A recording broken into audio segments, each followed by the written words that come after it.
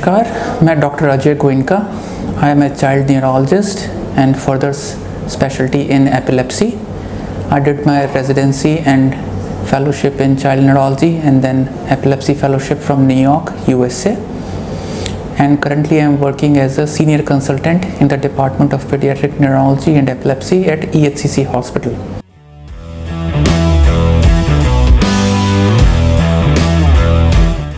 तो जैसा कि हम सब जानते हैं कि एपिलेप्सी या मिर्गी के दौरे इट्स ए न्यूरोलॉजिकल डिसऑर्डर और दिमाग में केमिकल इम्बैलेंस की वजह से बच्चों में या किसी भी उम्र के लोग में ये पाया जाता है। तो सबसे पहले ज़रूरी चीज़ समझना ये है कि ये इतना ज़रूरी क्यों है, हम इसके बारे में बात क्यों करें, ये हमारी ज़िंदगी को कैसे प्रभावित कर सकता है।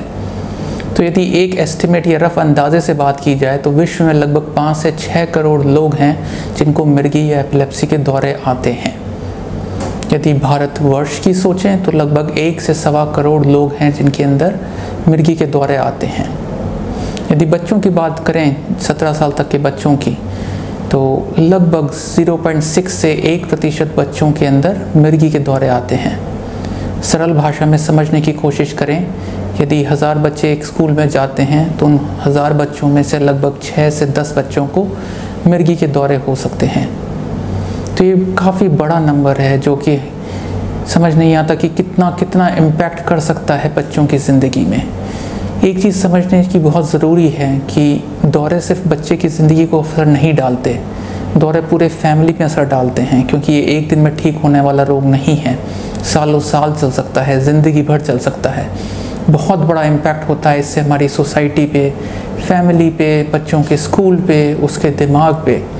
तो बहुत ज़रूरी है इसके बारे में जानकारी होना, समझ होना, ताकि सही वक्त पे इसके डायग्नोसिस हो सके, इलाज हो सके।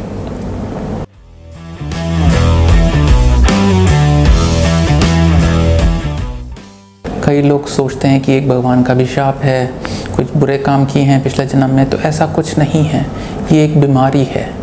भारतवर्ष के अंदर इन्फेक्शन भी एक प्रमुख कारण है बच्चों या बड़ों में दौरे होने का, मिर्गी के दौरे होने का। तो जैसे न्यूरोसिस्टिक सर्कोसिस, जो कि एक कीड़ा है, ये पेट के थ्रू, गंदे खाने के थ्रू दिमाग में जा सकता है और दिमाग में मिर्गी का दौरा कर सकता है। दिमाग का ट्यूबरकुलोसिस, मेनिंजाइटिस, जो कि दिमाग की सूजन है, वायरस से या बैक्टीरिया से दिमाग के अंदर मिर्गी के दौरे कर सकता है। आनुवांशिक कारण जैसे कि लिजेंसेफेली, जिसमें दिमाग का सही तरह से नहीं बन पाना, मेटाबॉलिक रीज़न जैसे पैदा हुए बच्चों में शुगर की कमी या सोडियम की कमी, जिसकी वजह से भी दौरे आ सकते हैं। नए पैदा हुए बच्चों के अंदर यदि ऑक्सीजन नहीं मिल पाती दिमाग को, जिसको साइंटिफिक टर्म के अंदर हाइपोक्सिक इश्केमिक एन्सेफेलोपैथी कहते हैं, वो भी एक बड़ा कारण है भारतवर्ष में पैदा हुए बच्चों के दिमाग के दौरों का। और कारण जैसे कि दिमाग में चोट लग जाना, दिमाग का ट्यूमर होना, दिमाग के अंदर ब्लीड आना, इन सारे कारणों से भी बच्चों को दौरे आ सकते हैं। तो ये बहुत ज़रूरी है समझना कि दौरों का एक कारण है और उसका एक निवारण भी है। इसको नेग्लेक्ट करना या उसको अभिशाप समझना एक बहुत बड़ी गलती है।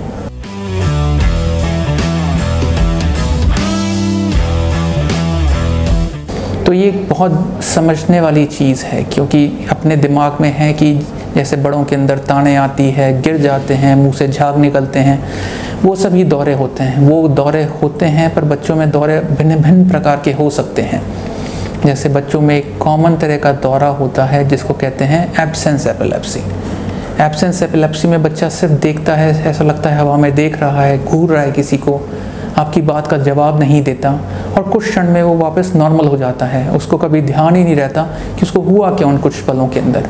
ये भी एक तरह का दौरा है और बच्चों में काफ़ी कॉमन है ये दौरा होना, जिसको एब्सेंस एपिलेप्सी जैसा मैंने कहा जाता है। दूसरा कॉमन दौरा जो बच्चों में आता है जिसको कहते हैं रोलैंडिक सीजर। रोलैंडिक सीजर में बच्चा सोया होता है, एकदम से उठ जाता है, कभी मुंह थोड़ा सा टेढ़ा होता है, हाथ की झटके आते हैं, क्या पता अपनी जीभ काट लेता है और वापस सो जाता है। सुबह उठता है, उसको पता ही नहीं उसके साथ क्या हुआ था। तो ये भी एक प्रमुख कारण है बच्चों का दौरे का। बच्चों में भी ताने आ सकती है, झटके आ सकते हैं, आँख के, मुंह के, होठों के। कई जो नए बॉर्न पैदा हुए हुए बच्चे होते हैं उनकी सांसें रुक जाती है दौरों के कारण। और कई सिम्टम्स की बात करें तो कई रेयर फॉर्म्स ऑफ एपिलेप्सी होती हैं जिनके अंदर कभी ताने नहीं आती, बच्चों का स्कूल परफॉर्मेंस खत्म होता है, बच्चे एकदम से चिड़चिड़े होने लग जाते हैं। जिन बच्चों के 90-80% आ रहे होते हैं उनकी स्कूल में परफॉर्मेंस ख़राब होने लग जाती है, सर दर्द होने लग जाता है। बच्चे जब भी सुबह उठते हैं तो ऐसा लगता है कि बहुत सर दर्द है, बहुत परेशान है, बहुत थके हुए हैं। तो ये बहुत महत्वपूर्ण एस्पेक्ट है बच्चों के अंदर एपिलेप्सी का, क्योंकि अपने को समझना पड़ेगा कि ताने आना ही दौरे नहीं हैं।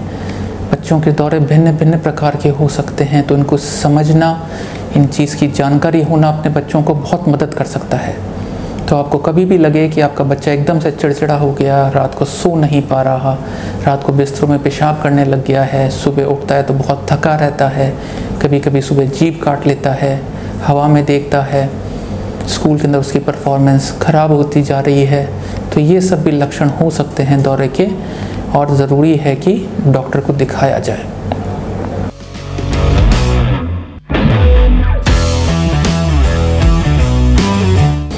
तो न्यूरोलॉजी में हमेशा कहा जाता है कि समय ही बचाव है। जितनी जल्दी हम बच्चे का समझेंगे कि उसको प्रॉब्लम है, जितनी जल्दी उसका डायग्नोसिस करेंगे, उतना अच्छा ट्रीटमेंट हम बच्चे को दे पाएंगे, उतना अच्छा उसका लॉन्ग टर्म फ्यूचर रहेगा। तो यदि जांचों की बात करें तो किसी भी डॉक्टर के पास जाएं, डिपेंडिंग ऑन उसको क्या सिम्टम्स थे। खून की जांच हो सकती है, ईजी होती है जो दिमाग के फंक्शन की टेस्ट होती है, MRI या CT स्कैन भी कराया जा सकता है। उसके बाद यदि बेस्ड ऑन द सिम्टम्स लगता है कि बच्चे को जो थे, या जांचों के बेसिस पे यदि लगता है कि बच्चों को दौरे आ रहे थे, तो उसका ट्रीटमेंट करते हैं जो कि दवाइयों से हो सकता है। 70 से 80% बच्चे की बीमारी बिल्कुल जड़ से ख़त्म हो जाती है। आजकल बहुत सेफ़ और अच्छी दवाइयाँ हैं जिनसे बच्चों को दी जा सकती है, जो बच्चों को इतनी साइड इफ़ेक्ट नहीं करते, सेफ़ हैं, और जिनको लेकर के बीमारी बिल्कुल पूर्ण रूप से ठीक हो सकती है। तो बहुत ज़रूरी है कि दवाइयाँ टाइम से लें, डॉक्टर ने जो कहा वो लें। कई बार दवाइयाँ बदलनी पड़ सकती है, और कई बार दवाइयों के बावजूद भी दौरे आ सकते हैं, पर फिर भी दवाइयों का कंटिन्यू करना बहुत बहुत ज़रूरी है। और जैसे मैंने कहा 70 से 80% बच्चे दवाइयों से बिल्कुल जड़ से ये बीमारी मिट सकती है। जिन बच्चों में लगभग 20 से 25% बच्चों के अंदर दवाइयों के बावजूद कईयों को दौरे आते हैं, उन केस के अंदर एपिलेप्सी सर्जरी, जो दिमाग की सर्जरी है, वो की जा सकती है, जिसके अंदर कई प्रकार की होती है, जिससे बच्चों के दौरे रोके जा सकते हैं।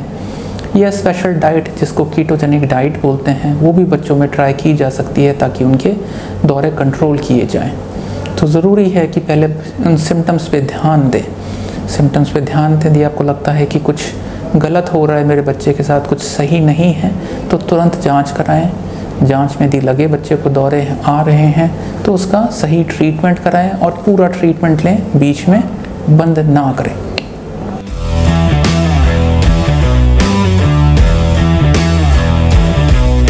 और ये चीज़ हम रोज़ अपनी प्रैक्टिस में देखते हैं कि लोग सोचते हैं कि बच्चे को अभिशाप है, भगवान का अभिशाप है, उसको घर पे रखना चाहिए, स्कूल नहीं भेजना चाहिए, वो बिल्कुल खेले नहीं, वो किसी से बात ना करे।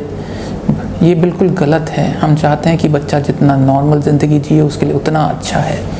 अपनी दवाई दीजिए, बच्चा ठीक रहेगा, बच्चा खेले, स्कूल जाए, अपने दिमाग का विकास करे, उसके लिए बहुत बहुत ज़रूरी है। और भ्रांतियाँ हैं, जैसे बच्चे को दौरा आए तो उसको जूता सूंघा दें, उसको प्याज सूंघा दें, उसके मुंह में उंगली डाल दें। इन सब चीज़ों से सिर्फ नुकसान होता है बच्चों का, इससे फ़ायदा नहीं होता। तो बहुत ज़रूरी है कि इन चीज़ों का सही टाइम पे ध्यान रखा जाए, उंगली ना डाला जाए मुंह के अंदर, जूता ना सूंघाया जाए, उसकी दवाई प्रॉपर्ली ली जाए। अब क्या करें? लोग बहुत सवाल पूछते हैं कि ये सब काम ना करें और बच्चे को दौरे आ जाएं तो क्या कर सकते हैं। यदि बच्चे को दौरा आए तो बच्चे को ज़मीन पे लेटा दें, उसके गर्दन पे कोई भी बहुत टाइट कपड़ा हो तो उसको लूज़ कर दें, मुंह में उंगली ना डालें। यदि आपके डॉक्टर ने कोई दवाई दी है तुरंत दौरे आने की, जिसको नेज़ल स्प्रे से दे सकते हैं बच्चों को, वो तुरंत दी बच्चों को ताकि दौरा रुक जाए। यदि इसके बाद भी दौरा आता रहे तो बच्चे को इमरजेंसी रूम लेके जाएं और उचित मेडिकल ट्रीटमेंट करवाएं। यदि हम इन चीज़ों का ध्यान रखेंगे तो बच्चे को दौरे से होने वाला नुकसान कम से कम हो सकता है। अब एक और चीज़ हमेशा पूछी जाती है कि बच्चों को क्या बच्चे या बड़ों को क्या क्या और प्रिकॉशंस रखने चाहिए। क्या बच्चे अपना नॉर्मल खेल सकते हैं, क्या वो स्विमिंग कर सकते हैं, क्या वो हॉर्स राइडिंग कर सकते हैं। तो सारे बच्चे एडल्ट सुपरविजन के अंदर ये सब काम कर सकते हैं। यदि बच्चों के दौरे कंट्रोल्ड हैं तो हाँ वो स्विमिंग पूल जा सकते हैं, वो नहा सकते हैं, पर कोई ना कोई उनको देखता रहे। हाँ वो हॉर्स राइडिंग कर सकते हैं, हाँ वो घूमने जा सकते हैं, हाँ वो स्कूल जा सकते हैं। जैसा मैंने कहा, हम चाहते हैं कि बच्चे जितना नॉर्मल से नॉर्मल रहें, उनकी दिमाग का विकास उतना अच्छा होगा लॉन्ग टर्म के लिए। तो घबराएं नहीं, यदि आपके बच्चे को दौरे आते हैं तुरंत डॉक्टर से सलाह लें, जांचें कराएं और ट्रीटमेंट करवाएं। Thank you.